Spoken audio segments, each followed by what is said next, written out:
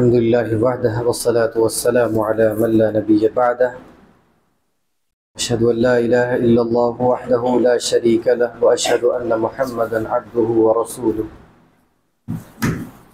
अम्मा बअदु फ़इन्न खैरल हदीस किताबुल्लाह व खैरल हदी हदी मुहम्मदिन सल्लल्लाहु अलैहि वसल्लम व शर्रल उमूरि मुहदसातुहा व कुल्लु मुहदसतिन बिदअह व कुल्लु बिदअतिन ज़लालह व कुल्लु ज़लालतिन फिन्नार। क़ाल नबी सल्लल्लाहु अलैहि वसल्लम इन्नल्लाह तय्यिबुन युहिब्बुत तय्यिबात।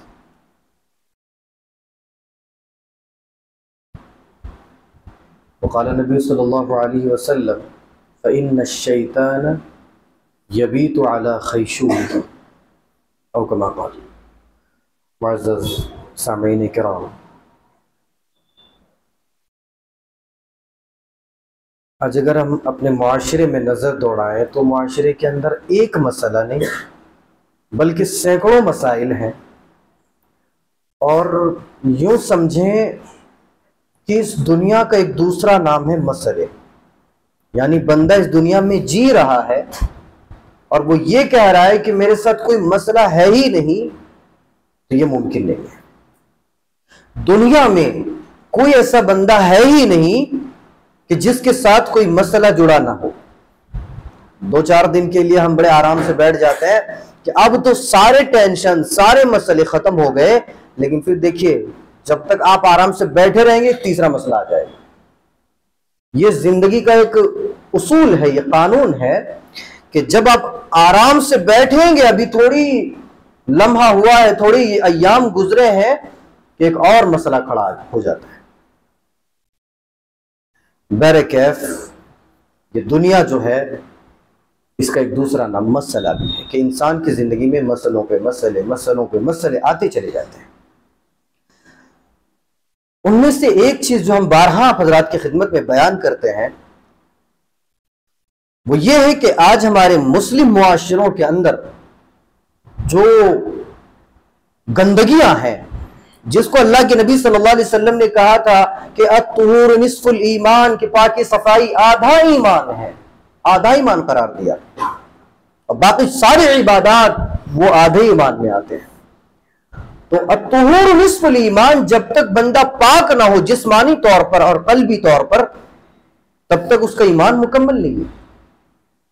अब यहां पर गौर करने वाली बात क्या है कि आज हमारे मुस्लिम मुआशरों का हाल यह है, अल्लाह के नबी सल्लल्लाहु अलैहि वसल्लम ने बयान फरमाया कि तुम पाक रखो, किसको? अपने आंगन को पाक रखने के लिए अल्लाह के नबी ने कहा। और आंगन से मुराद क्या है? आंगन, लफ्ज आंगन को अगर देखेंगे, इसकी वुसाअत को देखेंगे, तो आप लोगों को पता चलेगा कि लफ्ज आंगन में आपका घर आ गया, आपका बेडरूम आ गया, आपका बाथरूम आ गया, आपका टॉयलेट आ गया, आपका जो घर के बाहर जो सड़क है, जो मुआशरा है, वो सारी चीजें आंगन में आ गई। अल्लाह के नबी ने वही चीज देखी, वुसाअत देखिए नबी के फरमान की, और एक लफ्ज की कि अल्लाह के नबी सल्लल्लाहु अलैहि वसल्लम ये बयान कर रहे हैं कि अपने आंगन को पाक साफ रखो। एक साहब थे माशाअल्लाह, अच्छे आलिम दीन, बड़े बाखलाक, और अल्लाह ने उनके हाथ से बेशुमार काम लिए हैं। तो एक दफा उन्हें एक जगह जाना था, एक मस्जिद में बहैसियत इमाम व खतीब। तो पहले उन्हें, आज तो पता है आप लोगों को, ये एक अलग बात है कि मसाजिद के जो जिम्मेदारान हैं उन्होंने पहले उनसे कोई रिकॉर्डिंग मंगवा लिया, और फिर उसके बाद उन्होंने तय किया कि हाँ इनसे आपको बुलाना है, बुला लिया। लेकिन यहां पर वो मसला नहीं हुआ, यहां पर उनका एग्जाम लेने के लिए उन्हें बुलाया गया कि भाई हम उन्हें बुलाते हैं और उनका एग्जाम लेने वाले एग्जाम कौन? जिन्होंने कभी मदरसा देखा नहीं, जिनसे अगर कुरान पढ़वा लिया जाए तो उनको कुरान तक सही से पढ़ना नहीं आता है।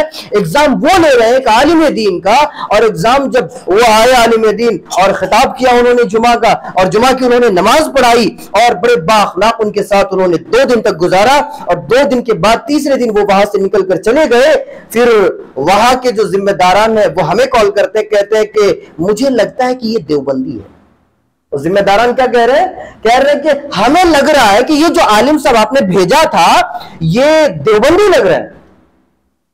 हमने कहा कैसे? लेकिन नहीं, उनके अखलाक बड़े अच्छे थे, ये अहले हदीस, ये अहले हदीस के अपने अखलाक पर इसको एतबार नहीं है।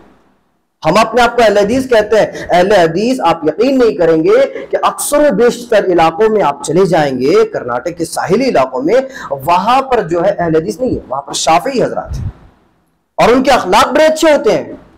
और अहले हदीस उलमा का तुर्र इम्तियाज यह है कि वो गैर मसलक के, जिनको सही से हदीस की इबारत पढ़नी नहीं आती, उनके अखलाक की तारीफ करते हैं और वाकई है भी अखलाक वाले। अब देखिए तबलीगी जमात वालों के अखलाक कैसे होते हैं, इनका अकीदा क्या है, इनका मनहज क्या है, वो बालाए ताक रखे, लेकिन जो अखलाक के जरिए से ये लोग दीन का काम करते हैं वो काबिल गौर है। और जहां एक अहले हदीस आलिम दीन अपने अखलाक को दिखाता है या अपने अखलाक के नुकूश को छोड़ता है, फिर वहां अहले हदीसों को शक व शुबा होने लगता है कि भाई ये अहले हदीस है या नहीं, क्योंकि अहले हदीस का इतना अच्छा अखलाक हो नहीं सकता।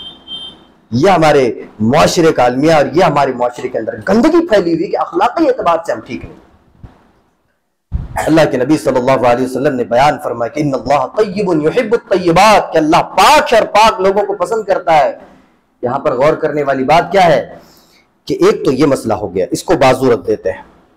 मेरा कहने का मकसद जो है वो ये है कि आज हम जिंदगी में होने वाले मसाइल को और होने वाले जो मसाइल हैं उनके फलसफों को हमने समझा नहीं है।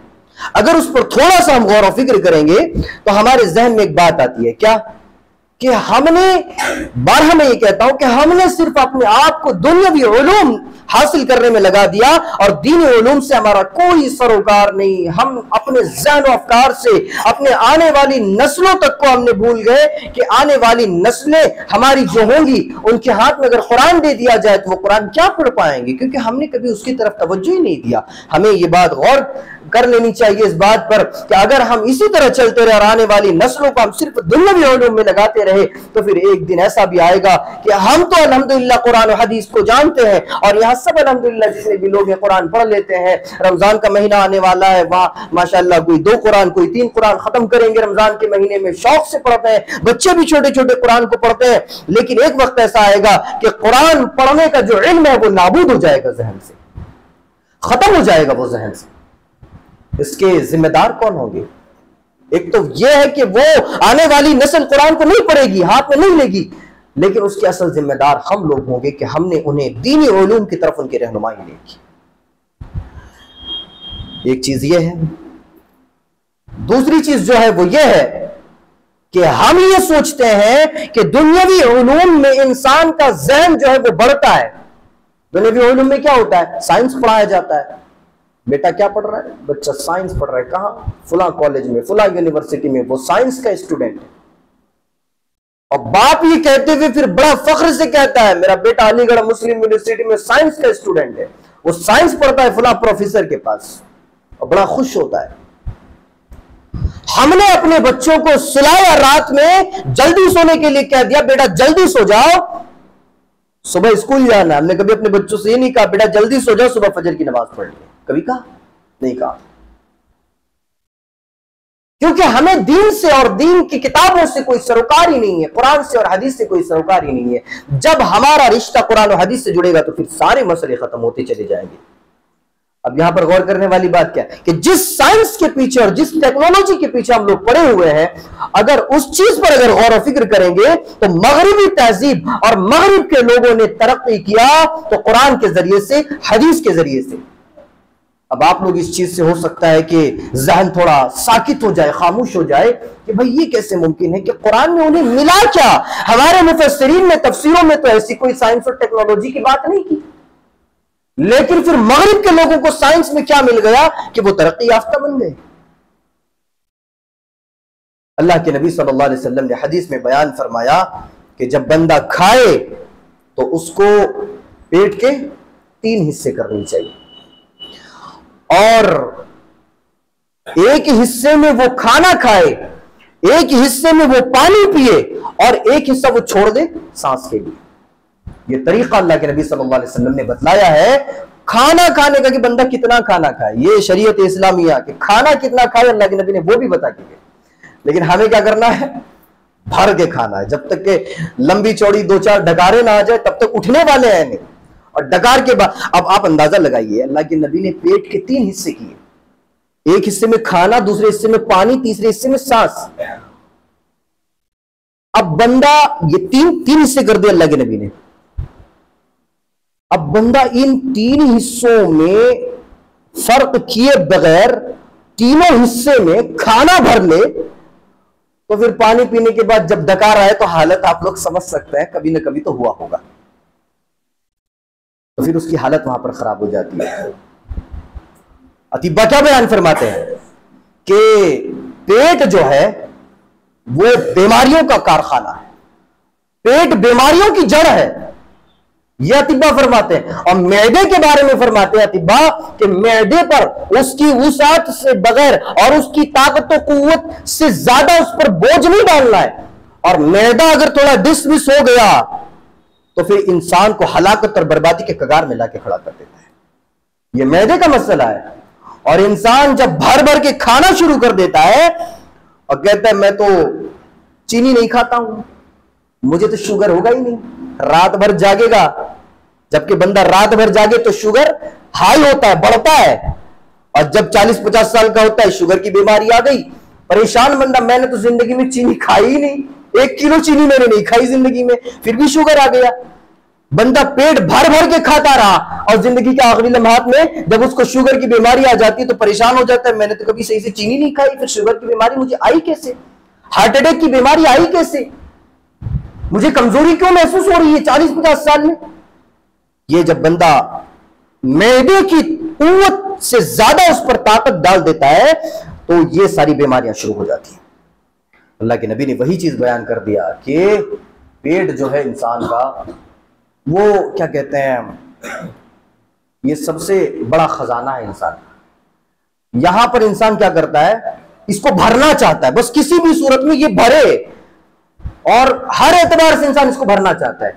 और इंसान का पेट कभी भरता ही नहीं है, हर एतबार से भी। वो एक आदमी शादी में गया था निकाह का खाना खाने के लिए, तो वो पुराने जमाने का था वो, और हट्टा कट्टा था। तो आप यकीन नहीं करेंगे वो इतना खाना खा गया इतना, ये होता है कि उसमें उधर वही चीज लेके खाना डालते हैं लोगों को, तो वो बोला कि मुझे प्लेट नहीं चाहिए, मुझे वही दे दो पूरा, और वही ले लिया और इतना सारा खाना खा गया, तकरीबन 7-8 किलो खाना वो खा गया। और हम लोग वहां शौक से खड़े हैं ये देखने के लिए कि बंदा खा पा रहा है कि नहीं पा रहा है, और सामने वो वहीं पर बैठ के खाना खा गया पूरा, और गोश्त सब खा गया। तो वो लोग समझते हैं कि मैं इतना, और अवाम का नजरिया क्या है, कोई अगर ज्यादा खा रहा है, खुराक बड़ी अच्छी है बंदे की, बड़ा अच्छा खा लेता है, बीमार नहीं पड़ेगा कभी, सेहतमंद है, खाता बड़ा अच्छा है, ये अवाम का नजरिया है। हालांकि रोजों के फायदे आप लोगों के सामने हैं, डॉक्टर बताते हैं रमजान में रोजे रखने से क्या फायदे होते हैं, लेकिन उस फायदे से भी हम लोग महरूम हैं। रोजा रखते हैं हम लोग रमजान में, मसला क्या होता है, इफ्तार करने बैठते हैं, हाथ पैर चढ़ा के बैठते हैं कि भाई अब कुछ नहीं, अब बस खाली खाना है, अब कुछ नहीं दे, आगे पीछे कुछ नहीं, बस अब खाना खाना है। और बंदा इतना खाना खा लेता है कि फिर इशा की नमाज में वो सजदा गया तो डकारें आनी शुरू हो जाती है, ये मसला हो जाता है बस। तो रोजों के फायदे कहां से मिलेंगे, रोजे के बड़े फायदे हैं, तिब्बियाती एतबार से भी और फिर उखरवी एतबार से भी बड़े फायदे हैं, सेहत के एतबार से भी बड़े फायदे हैं रोजे के। लेकिन हम लोग इस फायदे से भी महरूम हैं, क्योंकि हमें सहरी में, एक दफा एक जगह दावत थी सहरी की, तो वहां जाना हुआ इत्तेफाक से, नहीं जाना इत्तेफाक से नहीं हुआ बल्कि जाना हुआ, इत्तेफाक से नहीं कहना चाहिए, सारा जो मामला है वो अल्लाह ने लिख दिया है कि कब क्या होना है क्या नहीं होना है, तो इत्तेफाक की कोई बात नहीं है। लोग कह देते हैं इत्तेफाक से जाना हुआ, इत्तेफाक नहीं, वो जाना भी अल्लाह ने लिख दिया है। तो जाना हुआ तो एक साहब हमें कह रहे बेटा जल्दी से खा लो, अजान होने वाली है। मैं कहा जी खा रहे हैं, ज्यादा खाओ भूख लगेगी, दिन बहुत लंबा है, खा रहे हैं। अब अपने उनके बच्चे भी वहां पर थे, अभी छोटे छोटे थे, उनके बच्चे भी वहां थे, जल्दी खाओ अजान होने वाली है, बहुत ज्यादा खाओ। और उनके बारे में फिर बाद में सुनने को मिला कि जब वो घर में सहरी करने बैठते हैं तो लकड़ी लेके बैठते हैं, वो इतना खिलाते हैं, मार मार के खिलाते हैं बच्चों को। और फिर शिकायत ये कि बच्चा मोटा ही नहीं होता है, वो बिल्कुल बारीक है, बहुत बारीक है, उनके सारे बच्चे बहुत बारीक बारीक हैं। शिकायत फिर ये रहती कि बच्चा मोटा ही नहीं होता है, बहुत बारीक है, दुबला पतला है। तो वो बेचारा छड़ी लेके बैठेगा डरा डरा के, तो मारे डर के उसकी ग़िज़ा जो है जिसमें लगेगी ही नहीं। तो बहरकैफ ये सारी चीजें हैं। तो आज हम लोग पड़े किस चीज में हैं? हम लोग दुनियावी उलूम के पीछे पड़े हुए हैं और साइंस और टेक्नोलॉजी के पीछे पड़े हुए हैं कि यही चीजें हैं जो एक इंसान के ज़हन को और अकल को बुलंद कर सकती है। हालांकि जब हम देखेंगे चीजों को और गौर और फिक्र करेंगे, मुआयना करेंगे, तो हमारे सामने ये चीजें नजर आएंगी कि साइंस और टेक्नोलॉजी जो आज इतने उरूज पर है वो कुरान और हदीस के जरिए से। अल्लाह के नबी सल्लल्लाहु अलैहि वसल्लम ने बयान फरमाया कि बंदा जब वुजू करे तो नाक में पानी ज्यादा चढ़ाए और जोर से झाड़े। ये तरीका है वजू का। हम लोग क्या करते हैं, पानी लिए थोड़ा थोड़ा ऐसे कर लिया, हो गया। और वहां पता चला कि इमाम साहब खड़े हैं, खड़े हो गए, सूरतुल फातिहा शुरू हो गई, तो अल्लाह आलम वजू कैसे जो बनाते हैं पता नहीं, कहां सूखा हुआ है कहां भीगा हुआ है। बस एक जो जिम्मेदारी है, फॉर्मेलिटीज है, उसको पूरा करना है। थोड़ा यहां भिगा लिए, यहां भिगा लिए, थोड़ा पैर भिगा लिए। मसा भी से नहीं करते, आ जाते हैं, खड़े हो जाते हैं और दौड़े दौड़े आते हैं कि नमाज में कहीं एक रकात छूट ना जाए। एक रकात का छूट जाना ये बड़ी बात नहीं है, आपका वजू सही से ना करना ये बड़ी बात है। तो बहरकैफ मैं बता ये रहा था कि जब बंदा वजू करे, अल्लाह के नबी ने बयान फरमाया कि इस्तिंशाक, जब वजू करे बंदा तो नाक में पानी ऊपर तक चढ़ाए, ऊपर तक पानी चढ़ाए नाक में और जोर से झाड़े। इसकी वजह क्या बताई? इसकी वजह यह बताई अल्लाह के नबी सल्लल्लाहु अलैहि वसल्लम ने कि जब बंदा वजू करता है तो एक तरह से वो पाक हो जाता है, और जब बंदा पाक होता है तो पाक होने के तरीकों में से एक तरीका यह है कि वो अपने नाक को साफ कर ले, नाक को झाड़ ले। अब बंदा नाक झाड़ता है तो इसकी वजह तस्मिया क्या है, इसका पस मंजर क्या है कि अल्लाह के नबी ने नाक झाड़ने को क्यों कहा? एक तो वहां पर गंदगी होती है इसलिए बंदा साफ करता है।